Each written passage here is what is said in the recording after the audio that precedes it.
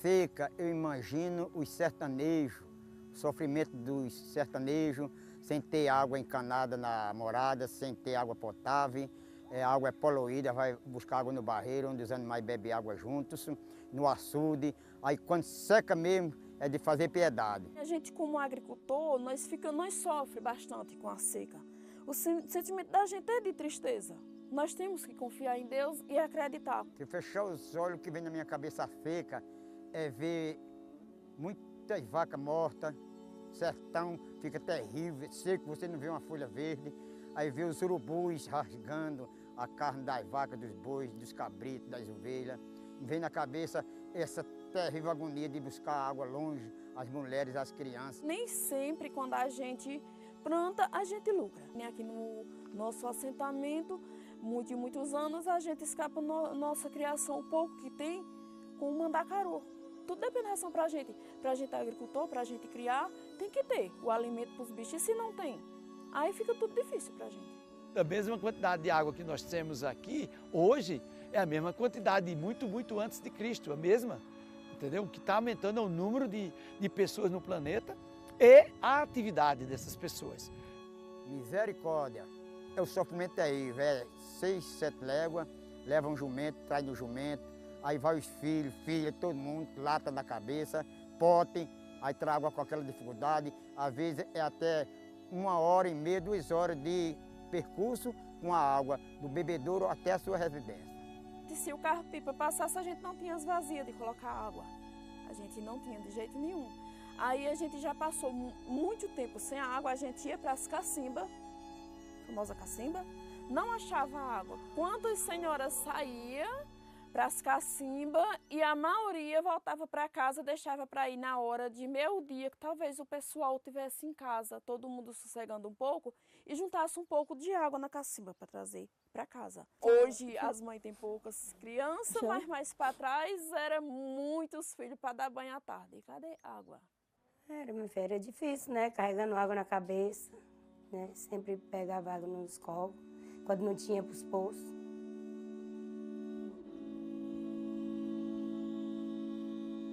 O direito à água ele foi considerado pela ONU como direito humano fundamental e também pela lei brasileira, se nós pegarmos, por exemplo, a Política Nacional do Meio Ambiente, a Lei 6938 de 81. É até intuitivo que talvez o principal desses recursos seja a água, porque a água é a condição mínima para a existência e qualidade de vida da nossa existência, não considerado só o ser humano também, né? O próprio ecossistema depende da água. Nós temos uma abundância de água na região norte, na nossa região amazônica, uma escassez relativa de água na nossa porção mais leste, né, nas nossas regiões metropolitanas e principalmente na região semiárida. E muitas vezes essa questão da escassez também está acompanhada de problemas, de dificuldades em termos de qualidade da água. O Brasil como um todo, ele não tem uma situação de estresse hídrico, porque nós temos aí aproximadamente 3% da população mundial e 12% da água potável. 97% da água mundial é a água dos oceanos que é salgada. Nós temos mais 2% em geleiras. E aí temos 1% que seria água doce, como essa água que a gente vê aqui atrás. Aí que desse 1% de água, o Brasil ele tem 12% da água mundial, só que fica principalmente concentrada na Amazônia. Então a gente tem 3% da população mundial, 12% da água mundial. Só que a gestão e alocação eficiente desse recurso nem sempre tem sido feita. Eu acho que o risco de escassez de água é para o Brasil inteiro. A gente já vê isso acontecendo esporadicamente, porque com toda essa grande mudança climática e a atividade do ser humano em relação às questões ambientais, o risco é verdadeiro. Seja o uso para abastecimento da população, seja o uso da água para irrigação, seja o uso da água para geração de energia, o uso da água para fins industriais, para a pesca, para o turismo, para o lazer. Essa gestão do uso está muito relacionada com a questão da própria ocupação do território, né? Então, a preservação de nascentes. Eu acho que a recuperação da nascente, a primeira coisa que tem que ser feito é tentar cercar ela, proteger de enxurrada, que é a erosão, né? Esse eu acho que é um dos primeiros pontos, né? Depois tentar plantar alguma árvore para proteger a terra também, né? Ajudar a refrescar, né? Seria isso, né? A gente tem que ter mais consciência de consumo, que a gente tem que ter mais consciência em relação ao uso correto da água, que é um grande tesouro da humanidade. Sem água o ser humano não existe, ao lixo que nós produzimos e principalmente ao tratar o meio ambiente com o respeito que ele merece. Nós somos o único animal que não cuida da sua própria casa, então a gente tem que cuidar da nossa casa.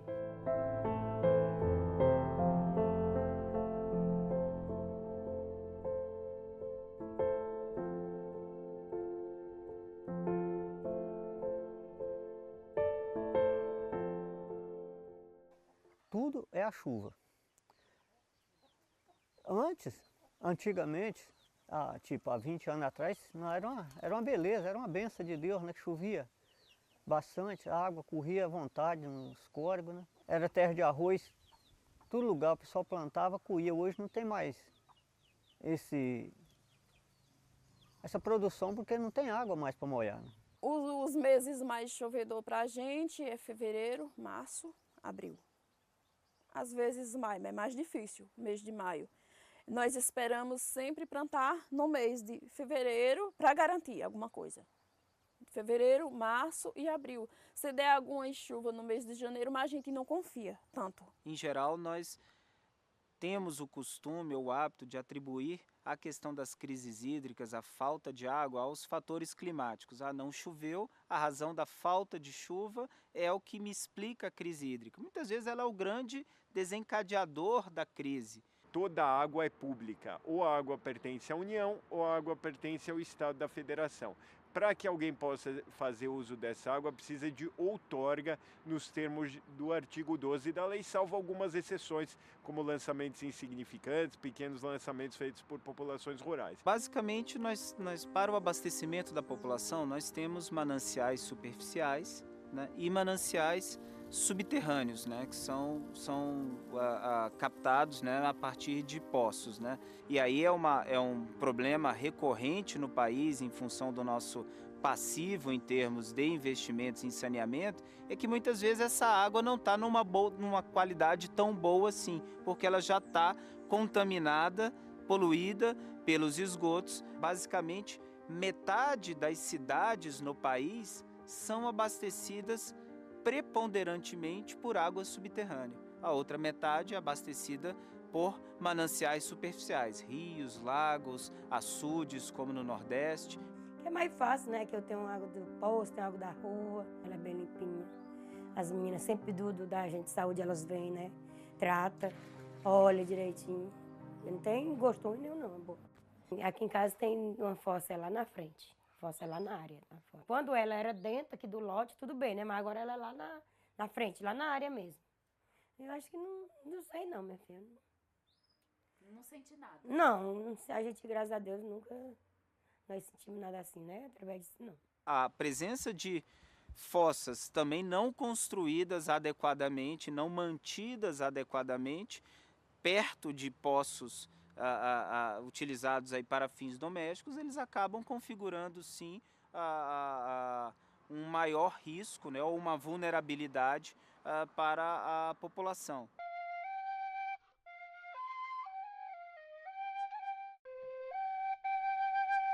O uso da água salobra, né, por meio da dessalinização, ela já é uma alternativa empregada localmente, de forma isolada, em boa parte do semiárido brasileiro. Nós temos, por exemplo, o programa Água Doce, que vem fazendo um trabalho ao longo dos últimos anos de justamente fazer uma mobilização na comunidade, prover essa comunidade de dessalinizadores e que eles tenham depois uma adequada operação e manutenção.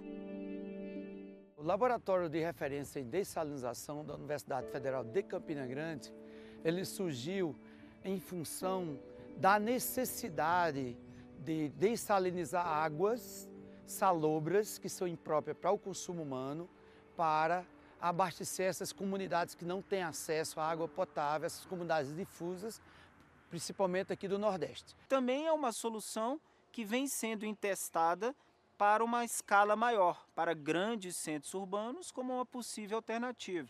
Posso citar o caso de Fortaleza, que já tem uma estação piloto em andamento. Fortaleza é uma cidade com mais de 2,5 milhões de habitantes, que está passando por uma crise hídrica. O açude do Castanhão não está dando para atender a demanda da cidade. Então, um sistema de dessalinização da água do mar, ele vem beneficiar essas capitais, a exemplo como Fortaleza, a exemplo como também pode ser na capital de Recife. Tá? No Rio Grande do Norte já existem algumas unidades que estão se manifestando para colocar dessalinização da água do mar. A gente temos o tratamento para águas que tiram, os aparelhos que tiram o sal da água, nós temos a água tratada para o consumo humano. Nós temos a cisterna, que foi muito bem-vinda, ajuda muito, até na questão de a gente economizar na nossa água boa, já dá uma economia, porque nós usamos, mas não abusamos dela. Dessalinizar é retirar os sais que estão dissolvidos nas águas, deixar ela apta ao consumo humano, deixar a quantidade de sais que se adequa ao organismo humano. Porque as águas dos poços, as águas subterrâneas, elas se tornam salobras em função dessa geoquímica do nosso solo, da região do Nordeste, que é formada por rochas cristalinas. Consequentemente, todos esses mananciais que surgem a partir da precipitação dessas chuvas que acontecem, elas vão ficando salobras. Bem, antes aqui na comunidade a gente consumia a água salobra, diretamente do poço, né? Porque a gente não tinha outra alternativa, outra fonte de água para o consumo humano. Nesse período de secas, muitos anos de estiagem, né?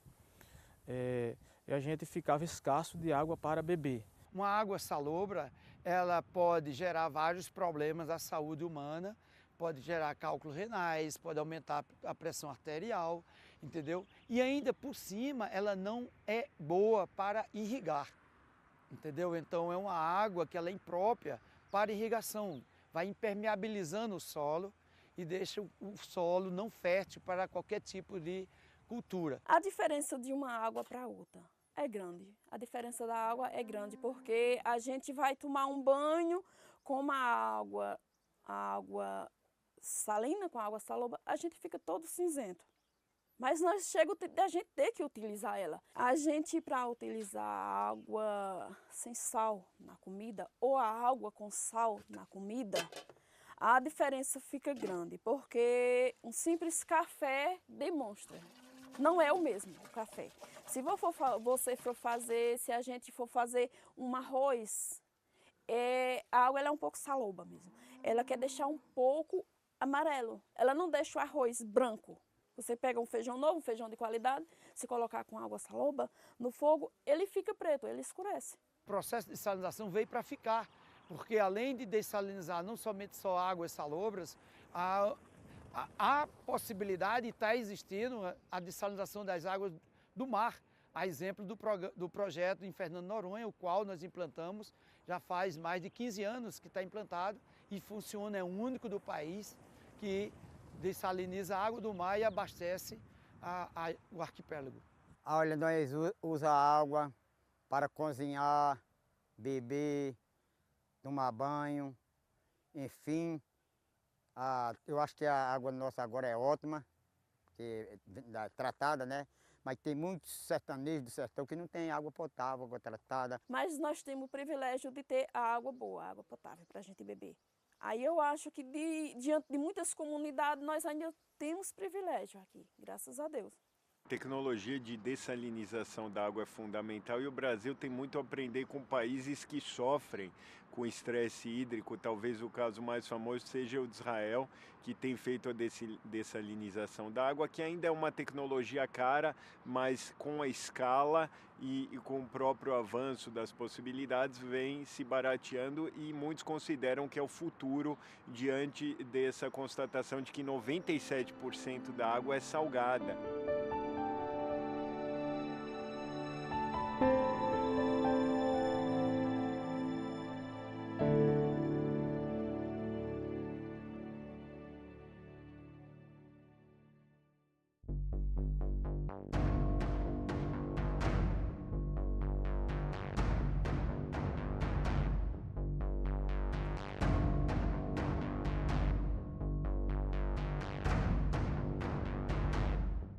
Em relação ao rompimento das barragens, primeiro em Mariana, depois em Brumadinho, e já tivemos outros rompimentos em Minas Gerais, embora talvez não com toda essa dimensão, com toda essa tragédia ambiental e humana, nós temos que trata-se de uma tragédia anunciada e que poderia ter sido evitada, né? A ANA coordena todo o sistema de informações sobre segurança de barragens, tem um relatório que serviu de insumo para uma série de ações que foram desencadeadas a partir dos acidentes e das tragédias que ocorreram. Então, é um tema extremamente estratégico e importante do país.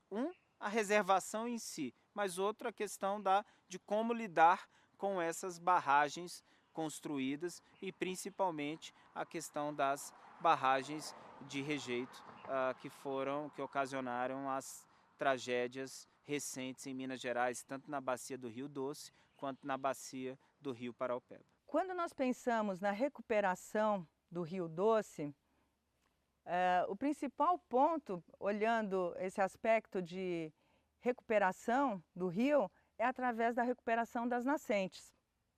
É através do cuidar das fontes que alimentam o rio. Nós temos leis avançadas, temos decisões judiciais dos tribunais superiores que também são consideradas extremamente positivas e cabe a nós ter a cultura de valorização da sustentabilidade e também implementar, concretizar e fazer cumprir as leis que nós temos. Eu acho que é um desafio muito grande calcular as consequências de um crime ambiental dessa dimensão, principalmente quando se fala de consequências sociais e as ambientais, então nem falar. Eu acho que são muito profundas, porque a vida em torno desse rio era realmente muito intensa. As pessoas tinham atividades, elas têm histórias ligadas ao rio. Quando você conversa com as pessoas aqui da região, você ouve facilmente contando: aprendi a nadar no rio, a minha avó, meu pai, minha mãe, a minha família. São muitas as histórias ligadas a todo esse entorno, né? Então, nós temos um aprimoramento da legislação relacionada à questão da segurança de barragens, nós temos uma intensificação do monitoramento e nós temos uma força-tarefa no país que está fazendo a fiscalização, principalmente daquelas barragens que são classificadas como de maior risco. Por isso eu digo também que o juiz é um professor pela função pedagógica das suas decisões e para que as tragédias intoleráveis do presente, como é o caso de Brumadinho e Mariana, não venham a se repetir no futuro. Então, em relação a isso, por exemplo, a barragem no modelo de alteamento a montante, que é mais barato e oferece mais riscos e que já foi proibida em vários países, ela tem que ser refletida, porque nós temos que pensar em todos os riscos que a atividade de mineração causa, ou seja, evitar que o agente privado se aproprie dos lucros e socialize os prejuízos. Um rio com cerca de 850 quilômetros que atravessam mais de 220 municípios e principalmente ele atravessa de Minas, onde é a sua nascente, até o estado do Espírito Santo, onde ele deságua na foz, que é na região de Linhares. Então, a importância dele é fundamental. Tudo foi feito, a exploração, todo o desbravamento dessa região foi feito através do rio. A principal questão é que isso sirva de uma lição muito profunda, que a gente não pode fazer isso, porque os resultados, né, as consequências disso, elas são inimagináveis, né? A gente não consegue dimensionar por quanto tempo isso vai afetar todo mundo. Então, não dá para se imaginar nada disso.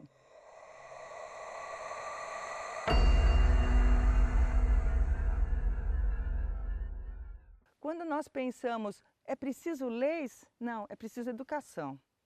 onde a conscientização mostre para o ser humano que a gente tem que ter mais consciência de consumo, que a gente tem que ter mais consciência em relação ao uso correto da água, que é um grande tesouro da humanidade. Sem água o ser humano não existe, ao lixo que nós produzimos e principalmente ao tratar o meio ambiente com o respeito que ele merece. Nós sempre tivemos essa consciência de estar reaproveitando ao máximo essa água de uso, principalmente de lavagem, de máquina de lavar, essa água de banheira, água de banho, água de chuva. Já temos mais de 10 anos reaproveitando água, com certeza.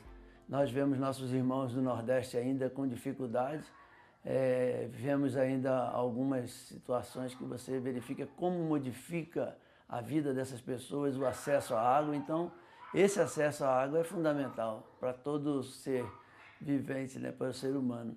Aí nós temos esse sonho aqui no nosso assentamento, de a água do São Francisco um dia chegar aqui. Mas nós queremos uma preparação para o futuro. Queremos a água do São Francisco no nosso assentamento. E nós vamos ter, se Deus quiser. Eu acho que vai recuperar, vai melhorar com a consciência das pessoas, né? Se todo mundo se conscientizar, seria bem melhor, né? O aquífero Guarani ele pode ser considerado uma reserva, uma poupança, como os demais aquíferos que temos. O aquífero Guarani ele é composto aí de 4 países, né? Tem uma parcela no Brasil, Paraguai, Uruguai e Argentina. Estima-se que ele possa abastecer a nossa população por cerca de 2.500 anos. É o segundo maior aquífero que temos no Brasil, o maior é o aquífero Alter do Chão, no Pará, em Santarém. Lembrando que a população, o número de pessoas no planeta vai aumentando cada dia mais, consumindo uma quantidade de água tão igual à que é produzida pelo ciclo hidrológico. Então há necessidade de novas tecnologias de reuso para exatamente esse ciclo se manter vivo. E também, curiosamente, manter a floresta em pé na Amazônia, por exemplo, garante a segurança hídrica, porque toda a umidade da Amazônia ela é carregada para a região centro-oeste, sul, sudeste, através do fenômeno conhecido como rios voadores. Então, manter a floresta de pé garante as chuvas na região centro-sul do país e garante a produção de alimentos também. O grande desafio no país e da nossa política de recursos hídricos é justamente a compatibilização dos diversos usos e a garantia de todos de acesso à água, em termos de quantidade e em termos de qualidade. A ONU estabeleceu a chamada Agenda 2030, em que o princípio 6 é referente à água, o chamado ODS, Objetivo de Desenvolvimento Sustentável de número 6. Ele trata do acesso à água e também do saneamento básico pertinente à água. O Brasil acompanha as metas do ODS 6, que são os Objetivos de Desenvolvimento Sustentável, e o Objetivo 6, que é o Objetivo da Água, tem como meta, até 2030, a universalização, tanto dos serviços de abastecimento de água, quanto dos serviços de esgotamento sanitário. A água representa vida, a água representa saúde, a água representa melhores condições, representa boas condições da gente poder criar um bichinho bruto, depende da água para ter a ração. Aí a água, resumindo, é vida. Preciso ir para casa para ver o chão que eu piso. Se eu não chegar em casa, falto perder o juízo.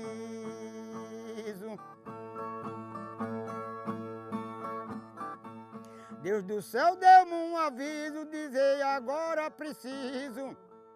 Findei essa homenagem, pra mim foi um paraíso. Deus abençoe o sertão seco aonde eu piso.